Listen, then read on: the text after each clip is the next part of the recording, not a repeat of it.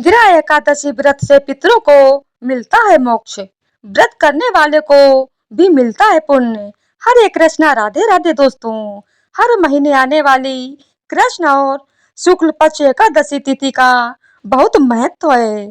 इंदिरा एकादशी का व्रत ऐसा है जिसके प्रभाव से हर तरह के पाप नष्ट हो जाते हैं, साथ ही अंत काल में मोक्ष की भी प्राप्ति होती है। ग्रंथों के अनुसार इस एकादशी पर विधि पूर्वक व्रत कर इसके पुण्य को पूर्वजों के नाम पर दान कर दिया जाए तो उन्हें मोक्ष मिल जाता है और व्रत करने वाले को वैकुंठ की प्राप्ति होती है। पद्म पुराण के अनुसार इस एकादशी का व्रत करने वाले व्यक्ति के 7 पीढ़ियों तक के पितर तर जाते हैं। इस एकादशी का व्रत करने वाला भी स्वयं मोक्ष प्राप्त करता है। इंदिरा एकादशी का व्रत करने और भगवान विष्णु की विधिवत पूजा करने से वैकुंठ धाम की प्राप्ति होती है। इंदिरा एकादशी का व्रत आश्विन माह के कृष्ण पक्ष की एकादशी तिथि को रखा जाता है। यह सितंबर की अंतिम एकादशी है। इस दिन उपवास रखकर भगवान विष्णु और तुलसी जी की पूजा करते हैं और इंदिरा एकादशी और तुलसी जी की व्रत कथा को सुनते हैं। यह व्रत पितृ पक्ष में आता है और यह पितरों के लिए विशेष माना जाता है। जो लोग अपने पितरों के लिए तर्पण, पिंडदान, श्राद्ध आदि करते हैं, उनको इंदिरा एकादशी का व्रत जरूर करना चाहिए। आइए जानते हैं कि इंदिरा एकादशी व्रत कब है, व्रत कथा, पूजा विधि और महत्व क्या है। एकादशी तिथि प्रारंभ हो रही है 17 सितंबर 2025 मध्य रात्रि 12:21 पे। एकादशी तिथि समाप्ति सितंबर 17, 2025 रात 11:39 पर। पारण का समय 18 सितंबर को सुबह 6:27 से सुबह 8:53 तक। पारण के दिन द्वादशी खत्म होने का समय रात 11:24 पर। इसीलिए यह व्रत बुधवार को यानी 17 सितंबर को रखा जाएगा। जिस घर में तुलसी होती है वहाँ यम के दूत भी असमय नहीं जा सकते। गंगा व नर्मदा के जल में स्नान तथा तुलसी का पूजन बराबर माना जाता है, चाहे मनुष्य कितना भी पापी क्यों ना हो। मृत्यु के समय जिसके प्राण मंजरी रही तुलसी और गंगा जल मुख में रखकर निकल जाते हैं, वह पापों से मुक्त होकर वैकुंठ धाम को प्राप्त होता है। जो मनुष्य तुलसी व आंवलों की छाया में अपने पितरों का श्राद्ध करता है उसके पितर मोक्ष को प्राप्त हो जाते हैं। तो आइए सुनते हैं तुलसी माता की कहानी।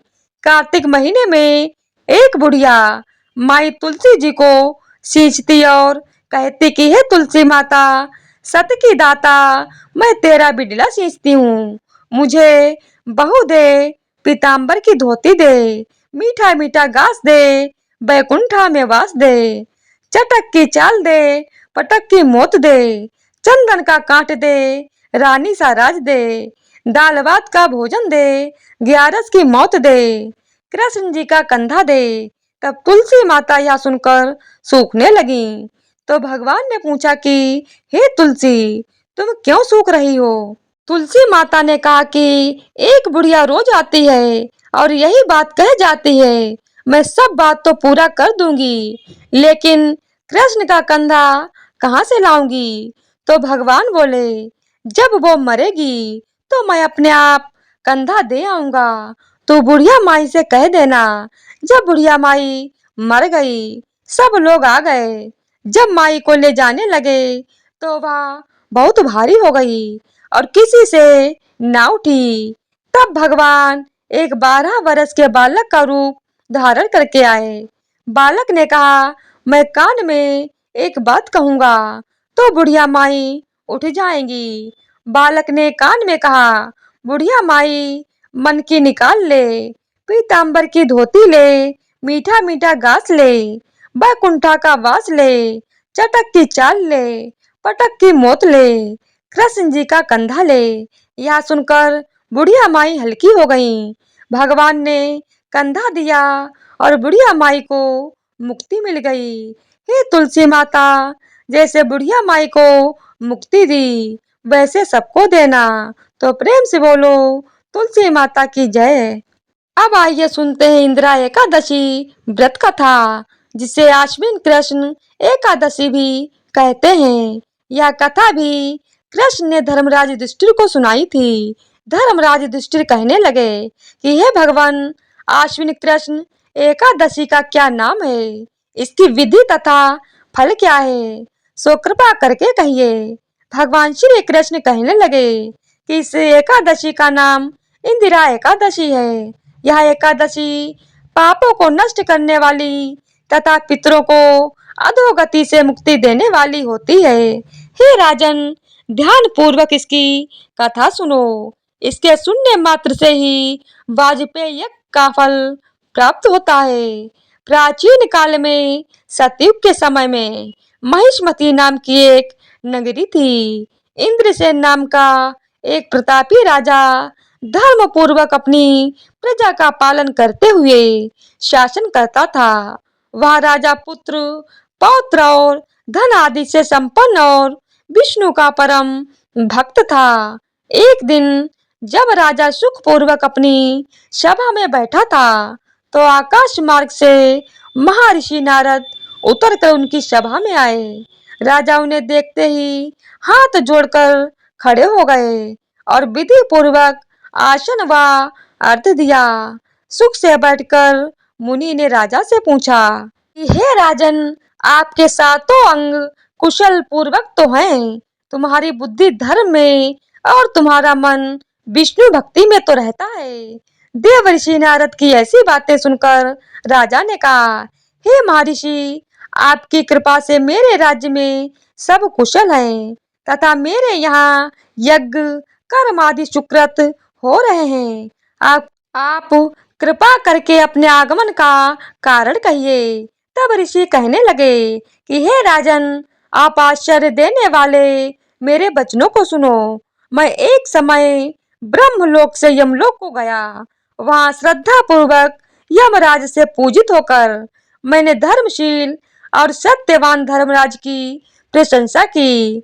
उसी यमराज की सभा में महान ज्ञानी और धर्मात्मा तुम्हारे पिता को एकादशी का व्रत भंग होने के कारण देखा। उन्होंने संदेशा दिया, सो मैं तुम्हें कहता हूँ।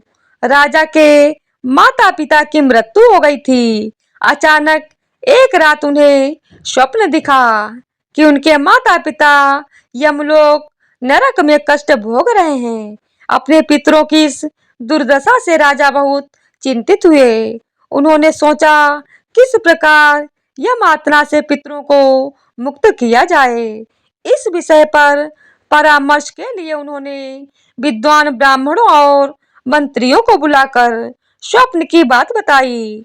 ब्राह्मणों ने कहा, यदि आप सपत्नी सहित इंदिरा एकादशी का व्रत करें तो आपके पितरों की मुक्ति हो जाएगी। उन दिन आप शालिग्राम की पूजा, तुलसी आदि चढ़ाकर ब्राह्मणों को भोजन कराकर दक्षिणा दें और उनका आशीर्वाद लें। इससे आपके माता पिता स्वर्ग चले जाएंगे। राजा ने उनकी बात मान ली। विधि पूर्वक इंदिरा एकादशी का व्रत किया। रात्रि में जब वे मंदिर में सो रहे थे, तभी भगवान ने उन्हें दर्शन देकर कहा, तुम्हारे व्रत के प्रभाव से तुम्हारे सभी पितर स्वर्ग लोक चले गए हैं। इसी दिन से इस व्रत की महत्ता बढ़ गई। पूर्व जन्म में कोई विघ्न हो जाने के कारण वे यमराज के निकट रह रहे थे। आश्विन कृष्ण इंदिरा एकादशी के व्रत से उन्हें मुक्ति मिली और स्वर्ग की प्राप्ति हुई। इतना सुनकर राजा कहने लगे कि हे देवऋषि, आप इस व्रत की विधि मुझसे कहिए। नारद जी कहने लगे, आश्विन माह की कृष्ण पक्ष की दशमी के दिन प्रातः काल श्रद्धा पूर्वक स्नान आदि से निवृत्त होकर पुनः दोपहर को नदी आदि में जाकर स्नान करें। फिर श्रद्धा पूर्वक पितरों का श्राद्ध करें और एक बार भोजन करें। प्रातःकाल होने पर एकादशी के दिन दातून आदि करके स्नान करें। फिर व्रत के नियमों को भक्ति पूर्वक ग्रहण करते हुए प्रतिज्ञा करें कि मैं आज संपूर्ण भोगों को त्याग कर निराहार एकादशी का व्रत करूंगा। हे अच्युत, हे पुंडरीकाक्ष, मैं आपकी शरण में हूँ, आप मेरी रक्षा कीजिए। इस प्रकार नियम पूर्वक शालिग्राम की मूर्ति के आगे विधि पूर्वक श्राद्ध करके योग्य ब्राह्मणों को फलाहार का भोजन कराएं और दक्षिणा दें। पितरों के श्राद्ध से जो बच जाए उसको सूंघ कर गौ को दे दें तथा धूप दीप गंध पुष्प नैवेद्य आदि सब सामग्री से ऋषिकेश भगवान का पूजन करें। रात में भगवान के निकट जागरण करें। इसके पश्चात द्वादशी के दिन प्रातःकाल होने पर भगवान का पूजन करके ब्राह्मणों को भोजन कराएं। भाई बंधुओं, स्त्री और पुत्र सहित आप भी मौन होकर भोजन करें। नारद जी कहने लगे कि हे राजन, इस विधि से यदि तुम आलस्य रहित होकर इस एकादशी का व्रत करोगे तो तुम्हारे पिता अवश्य स्वर्ग लोक को जाएंगे। इतना कहकर नारद जी अंतर ध्यान हो गए। नारद जी के कथनानुसार राजा द्वारा अपने बांधवों तथा दासों सहित व्रत करने से आकाश से पुष्प वर्षा हुई और उस राजा का पिता गरुड़ पर चढ़कर विष्णु लोक को चला गया। राजा इंद्रसेन भी एकादशी के व्रत के प्रभाव से निष्कंटक राज्य करके अंत में अपने पुत्र को सिंहासन पर बैठाकर स्वर्ग लोक को चले गए। हे युधिष्ठिर, यह इंदिरा एकादशी के व्रत का महात्म्य मैंने तुमसे कहा।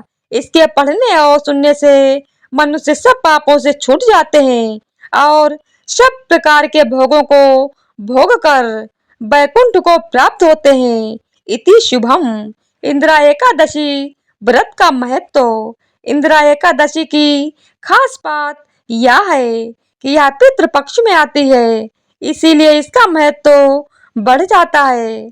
ग्रंथों के अनुसार इस एकादशी पर विधि पूर्वक व्रत करके इसके पुण्य को पूर्वजों के नाम पर दान कर दिया जाए तो उन्हें मोक्ष मिल जाता है और व्रत करने वाले को वैकुंठ प्राप्ति होती है।